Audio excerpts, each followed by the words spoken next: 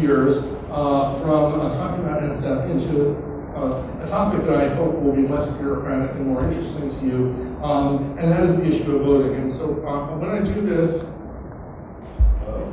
there we go. I'm also changing the logo on the slide, and I want to emphasize this because I'm going to be, as was said in the introduction, I'm on loan to NSF from SRI International, and this part of the presentation is wearing my SRI hat. I'm not representing the United States government. I may not even be representing myself, but I'm certainly not speaking for the U.S. government here, and I want to emphasize that strongly. Okay, so let me start with news from down under. Any Australians in the audience? Okay, well, any of you heard of New South Wales? I had to look it up on a map on Wikipedia. Okay, good. This was kind of embarrassing that I figured it was in the south of Australia, but beyond that I didn't know. So this is New South Wales, Australia, and they're trying an election today, or this week. They're using an online election, and this is the first time there's been a significant election outside Estonia. We heard Estonia mentioned earlier. Estonia is the world leader in online elections, also the world leader in at-risk elections. Those two are connected. So they're trying an experiment they're not calling it an experiment, in New South Wales. And what they did that was a little different from most of what goes on with elections is they're running two elections in parallel. They're running one, the real election, where voters can go take a look, they can cast their votes. And they also set up a test system that anyone who wants can go take a look and see what they can figure out. Well, a couple of folks did from the voting systems research community by the name of Vanessa T, who's a professor at the University of Melbourne in Australia, and Alex Halderman, who is at the University of Michigan in Ann Arbor, and they decided to take a look at it, and they found a rather serious vulnerability where it turns out that part of the JavaScript that runs the election in the voter's computer is downloaded via URL or URI from a server in Germany. And it's over an unencrypted link, and it's coming from this other server, and it turns out because of the way they built the JavaScript, it turns out that if you control a hotspot, you can cause different JavaScript to be loaded into the voter's computer, and you can change their votes. And it's pretty easy to do. It took them a few hours to do. And so basically, if you're voting in a public place, they can change your votes. And so they reported this. First, they reported it privately to the Electoral Commission. They waited for the problem to be fixed. They verified that, in fact, it was fixed, and then they announced it via posting on Freedom to Tinker, which is the Princeton University security blog. I occasionally write there as well. It's great, one of the best blogs there is in the security field. And so this got picked up by some of the news media, and part of this ties into the freak vulnerability that some of you have heard about in TLS. And the election officials said, "Oh, don't worry, it's not really a problem. We got it all under control." Any of you ever heard someone react to a security vulnerability by saying, "Don't worry, we got it under control"? Do you believe them? I don't either. This is why I say I'm not representing the United States government.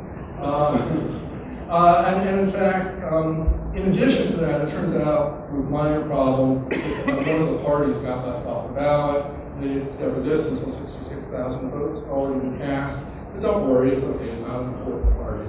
And I'm sure the candidates feel the same way. So you know, there's an interesting issue. So why did I start with this? Well, first of all, because it's in the news today. I think today is the last day of the election. I'm not sure. The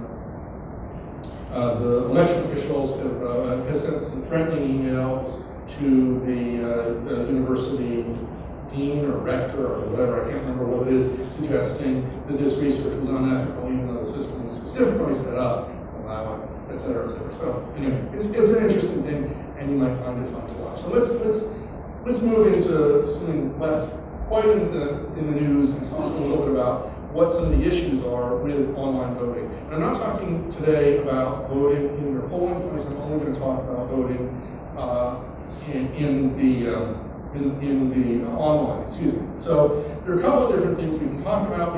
We can provide candidate information online. We can provide voter registration online, although there's some issues with that. Address changes.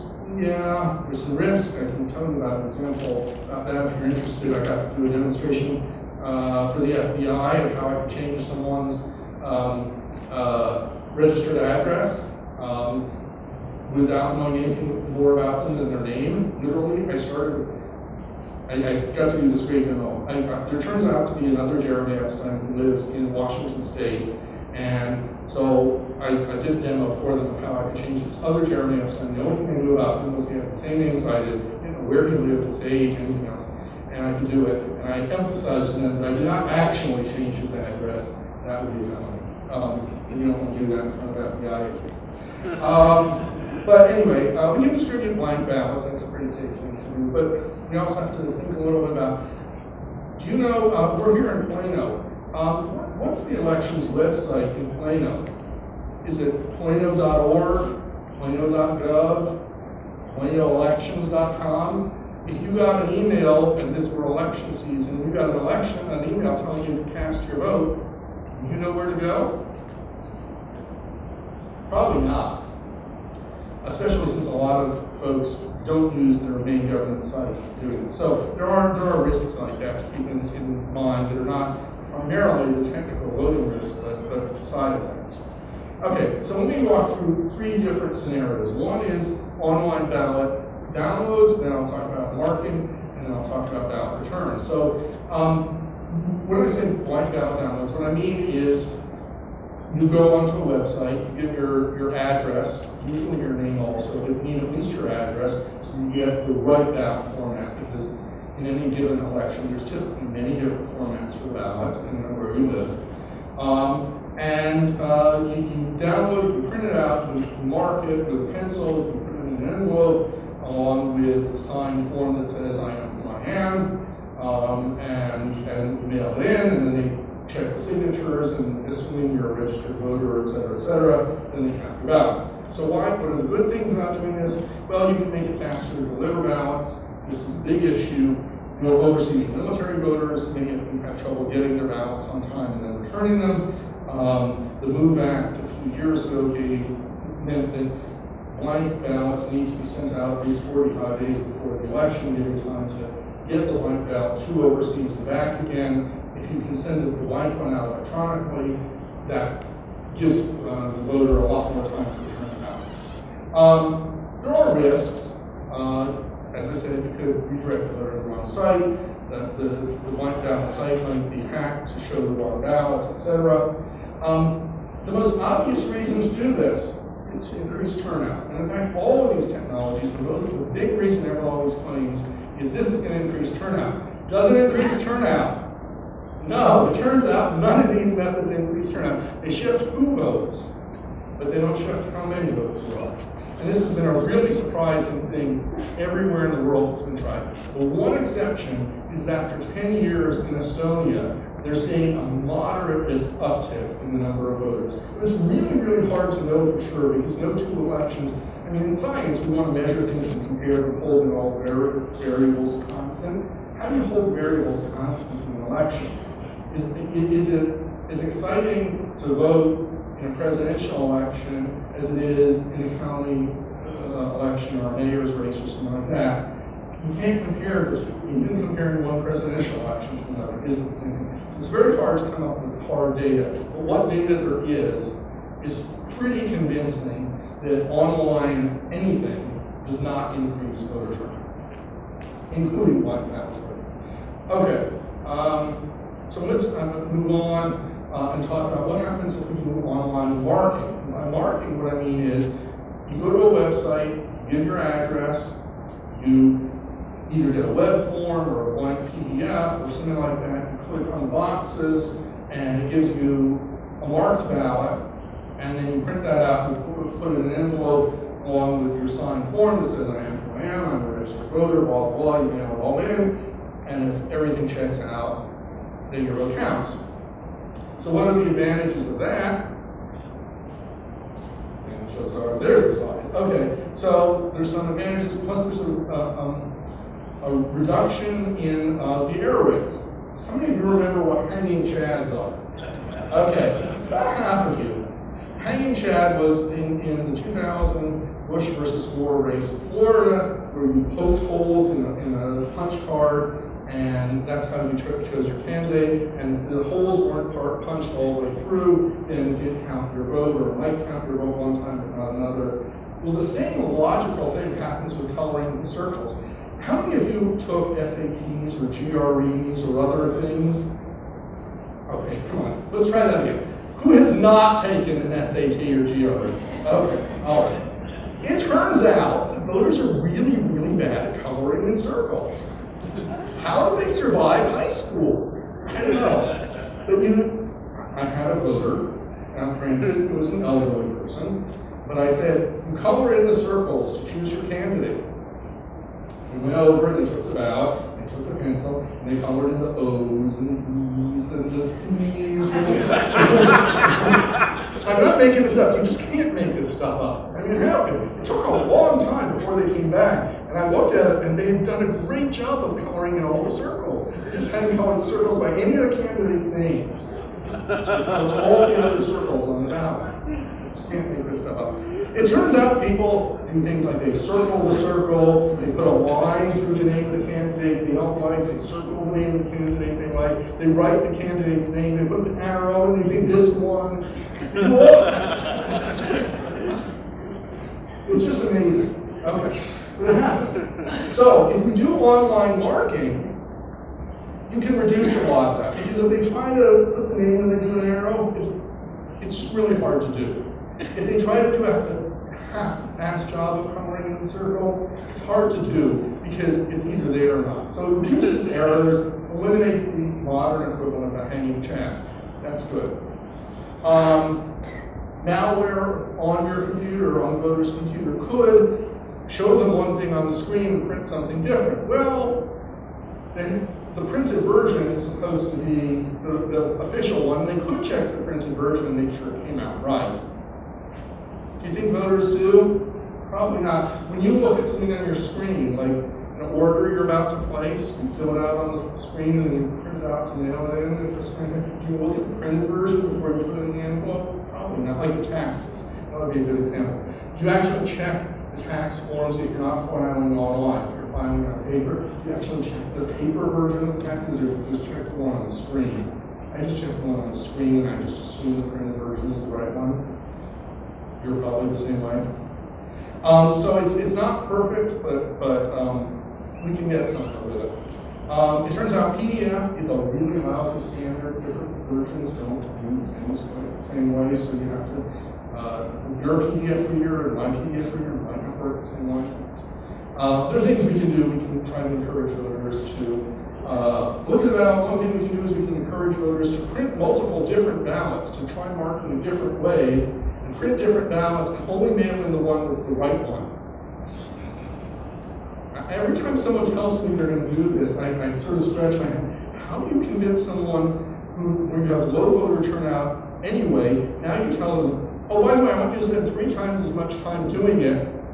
Some of the times doing the real way you really want, some of the times doing it the way you don't want, and then remember which one is the right one and which one is the wrong one, and throw out the wrong one. Think they're going to get it right? No. So, okay. Where people really want to go is the return, automatic return. So you fill out everything online with a web form or PDF or whatever, you click submit, and you're done voting. What could possibly go wrong?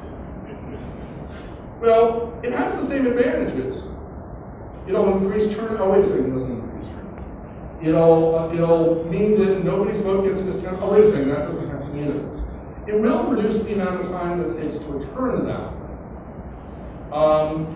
The main problem, and this is what they're seeing, or going to see in New South Wales, is that if there's a discrepancy, what do? You don't really have anything. So let me just quickly run through what some of the models are from a networking perspective. The simple case is a blank, send a voted ballot, you get a blank ballot, you send in a voted ballot. Of course, you could have eavesdroppers, and we know how to totally solve that because SSL and TLS are totally foolproof, right? Has anyone ever heard of a vulnerability in SSL or TLS? Okay, wait a second. Has anybody ever heard of a vulnerability in SSL or TLS? If you haven't, you need to go read. There have been some really big vulnerabilities in the past few years. They aren't in the crypto. They're in the protocol implementations. And in some cases in the protocol definitions. But you can't rely on it. It's not foolproof. There might be insider attacks. Do you think it's possible there might be insider attacks in an election office? Is there motivation for insider attacks in an election office? Is there history of insider? Absolutely. It's amazing how good people are at manipulating elections. Just amazing. It's just amazing. Insider might be a contractor. A lot of elections are run by outside contractors. They're not even run by government employees. Could be a bit. Could there be a vulnerability in that server? What's the odds that a software package built by a half dozen programmers and not subject to any significant outside review, what's the odds that that's going to have a security vulnerability? Very high. Very high. I'd say 99%. There was a recent speech by, blanking his name, he used to be head of the National Security Agency, General Keith Alexander, who said they have found no cases where they looked at a company's website or other infrastructure and did not find evidence that the Chinese had already been there. They have no cases where the Chinese were not already in. Do you think election offices can protect themselves against an determined attacker like a Chinese government? Okay, but there couldn't be any malware in your computer because they're that might be manipulating your votes before they even get sent. Oh, okay. Yeah, it's probably only 30 or 50% chance. It's really not big. 30 to 50% chance of your votes being manipulated. Well, that's not good. Okay. So then we have the risk of your ballots transmitted correctly. The eavesdroppers learn how you voted. Does the software add up the totals correctly? We don't even know that. Am I talking to the real server? Did I go to the wrong one? Was there a DNS redirection? Is the software that was actually approved actually the software that's running? How do you know that? No. Is there someone disclosing my choices? Can my votes be changed after they get submitted, even assuming they make it all the way to the server correct? What else do we have? I guess these are, some places are using barcodes. So you print out your ballot and mail it in, and there's a barcode on it, and they use that to count the ballot. But what if the barcode, well, what's printed on the ballot and the barcode don't agree with each other? How are you going to detect that? There are ways to do that. One of the things that is a hypothesis that I haven't found anyone who's examined is after you print the ballot, do people mark additional contests? We're not sure. Whether people say, oh, wait a second, I printed this out and it says I wanted to vote for Smith, but I really meant to vote for Jones. I'll just cross out Smith on the printed one and mark in Jones. We don't know if people do that or not. Does anyone think emailing in ballots is a good idea? I hope not. It's stored and forward, it's unencrypted, it's read by NSA. How do you separate out the ballot from the affidavit that says you're authorized to vote? Do you believe the from address on emails you get? I hope not. The ballot contents can be modified at any step. I got a good slide on this. And then it gets to the election office, and then you have an election office, and they're told, you're going to be getting a bunch of ballots that are coming in as attachments I want you to click on all those attachments and open them. Is that a good idea? How many people think it's a good idea to tell a bunch of minimally trained people, it's okay, open all the attachments? There's a lot of states that allow this.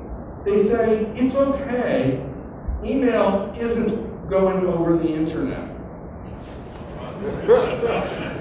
That's real, that's real. Okay, I'm not telling you anything, obviously I'm presenting it in a way for effect, but this is all true stuff that I've personally had people tell me. Election officials, government, elected officials, and election officials. So one of the questions that some of us were wondering about is, how easy is it to modify a PDF as it's flowing through the internet? We know it's easy to modify a PDF if I get it on my machine and I have arbitrary time. But what if I just have the bits as they're flowing past and I want to modify the ballot? Can I do that? So the guys at Galois up in Portland, Oregon decided to try it out. And so they wrote some software that watches the bits going through the network, assuming it's unencrypted. This is very important assumption, which email is. And they can modify a ballot as it flows through the internet. So if you can change things in a coffee shop, if you can change things on the vacuum, if you can change things as it goes through your corporate mail server, it's easy. Okay, if I can bank online, why can't I vote online? Banking, every transaction is tied to a customer, there's no anonymity. They have large budgets for security. They're operated by highly trained, highly paid staff. Roughly 1% fraud. And they accept it because it reduces the cost. And they still get voting. With voting, transactions or votes must not be tied. They have to be secret ballots. Small budgets for security. You're operated by low-paid, poorly trained, but highly motivated staff. I've never met an election official who wasn't incredibly motivated, incredibly desirous of capturing the votes of every voter. I don't want you to misinterpret my comments. They work amazingly hard with microscopic budgets, but they don't have the expertise. And we can't accept fraud. But somehow we're expecting them to do better than Anthem, Bank of America. See, I left off Sony from this list, I'm not sure why. But somehow we're expecting your local election office, and in many, many places, the election office is one part-time person. We're expecting them to do better than all these folks when it comes to elections. Okay, so there are some unique challenges. I think I talked about most of this. Email voting is safe because it doesn't use the internet. We've never had any evidence of hacking. How long does it take on average between a hack and when it gets discovered? Anybody know? The FBI says 3 to 6 months. So, we get to election day, they say, we didn't find any evidence of hacking, so we'll finalize the election results. 3 months later, they discover, oh, we were wrong, we got hacked. But it's okay, the people who only got seated and they've only been voting on things and raising their taxes or whatever, they've only been doing it for a few months. What could go wrong? Okay. Do vendors share the information? Not really. It's very hard to get anything out of them. Okay, what about private elections? So, or other types of elections. I've been talking about public elections. Your mayor, your governor, your senator, president. So I came up with this slide, and not everyone agrees with me on this, I should point out. Over on the upper right is you have major public elections like president, prime minister, governor, legislature. And I say the ballot secrecy requirements are high and the value of tampering is high. And down in the lower left is your neighborhood election. It's not worth anybody tampering with the ballots, and the value isn't very high. So the risk of that is pretty low. So online voting isn't a big risk. For your neighborhood, how many of you remember live AAA or ICM? I am. I don't mind voting for those online. It's not really a very high risk.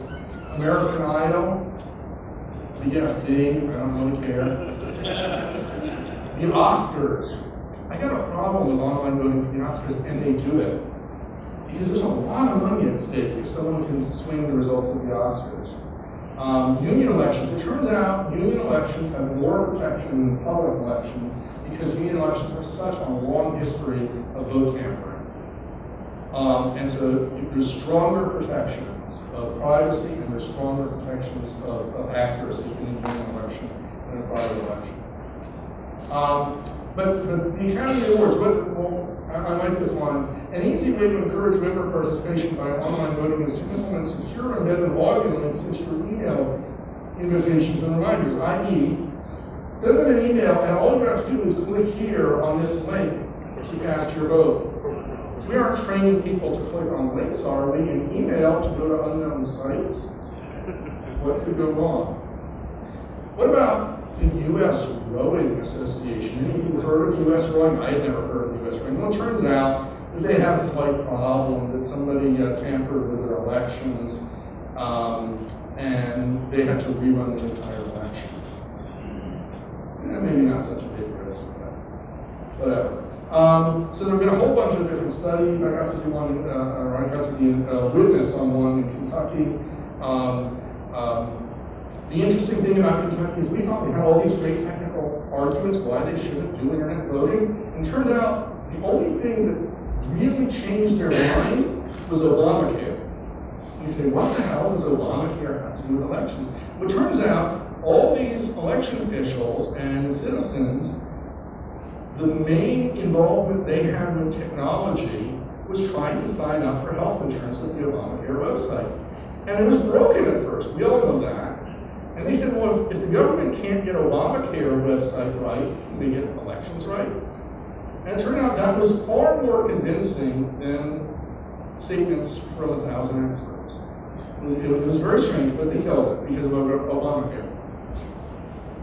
I don't get that. British Columbia did this great study. We have a great report you can download if you're interested in this, if you're a junkie like I am on these topics. And their conclusions were, internet voting is really cool, except that it's insecure, it won't increase turnout, it will increase cost, it will increase risk, and we should probably consider for people who live way out in the boondocks and are disabled and probably can't make it into a polling place. And that's about it. In Maryland, I got to be an expert witness. It's the one and only time I've been on the stand. I've only been in court a couple times. The other one was a traffic ticket when I was 18 years old. But I got to go to court and be an expert and get told that I was barely qualified to talk about the subject of security because the judge didn't think I understood anything about security. It turns out that they had sworn under oath that the votes were all kept in your computer, but then as soon as you hooked up a network monitor, you saw that the votes were all being sent to the server, and nobody knew whether they were being stored there or not. So that didn't really matter because the judge had decided that it was okay. Toronto did a study. Someone FOIA'd the results, and when they basically decided not to. There's a whole bunch of others. New Jersey decided that after Katrina that people could email in their votes, and they overwhelmed the email servers. So you had election officials saying, it's okay, just email your ballot to my Hotmail address. It didn't happen, can't make this stuff up. Do you really want Microsoft seeing your votes? Or whatever. Okay, turns out South Dakota has a law that allows you to vote if you're military or overseas by using your CAT card. CAT card, if you're not familiar with it, it's just a smart card that's used by all military and many other government folks. And they wanted to use the CAT card to prove your identity. Now it's a smart card, so you can do digital signatures and stuff like that. But they didn't use it for that. They had to make a photocopy of it and email in the photocopy. Does that provide security? No, but it allows them to say they're using CAT cards. Alaska allows anybody to vote online. They have some good reasons. Alaska's big, spread out state, etc. But you have to sign a form saying you're giving up your ballot secrecy when you do it. At least they're being honest about it. I think I'm about out of time, is that correct? I know, I haven't been watching. I'm having too much fun. Okay, let me just conclude and then I'll take questions. If there are any, there are only two types of companies, those that have been hacked and those that will be. That was Robert Moore a few years ago. We have to be really aware that when we put stuff online, we're changing attacks from retail to wholesale. And a retail attack is, if I want to steal your vote, Mark, if I want to steal your vote, I can come over, I can offer you $20, I can threaten you, I can do whatever. And I may be able to get your vote. But if I want to get everyone's vote in this room or everyone's vote in Plano, it's a lot harder for me to do by myself. I need to get a whole army of people to do. And so we call that, but if I can do it automatically by infecting your computer with malware, then I can do that by myself, or maybe with a small team. I don't need enough people to go around and twist everybody's arm one at a time. So we call the one-to-one or one-to-a-small group, we call that a retail attack. A wholesale attack is I can write some software and I can attack everybody at once. When we go online, when we shift from polling place to online, things that are retail become wholesale. And that's the real threat. Is yes, there's always a threat to voting, to elections, but they're retail threats. Stuffing ballot boxes is effective, but in order to stuff every ballot box in the county takes a lot of people. And if any one of them snitches, it's up. But if I can use a small group of people to electronically stuff every ballot box in the county, I don't need nearly as many people. There's much less risk of being caught. So, in terms of computer systems of consequence in government, Congress, Department of Defense, aerospace, companies with valuable trade secrets, we've not yet determined one that has not been affected by an advanced persistent threat. That was Mike McConnell a couple of years ago, and then, as I mentioned, General Alexander said just the other week that everyone is infected by the Chinese. So, with that, I need you to vote. Thank you very much. I'll be happy to take any questions.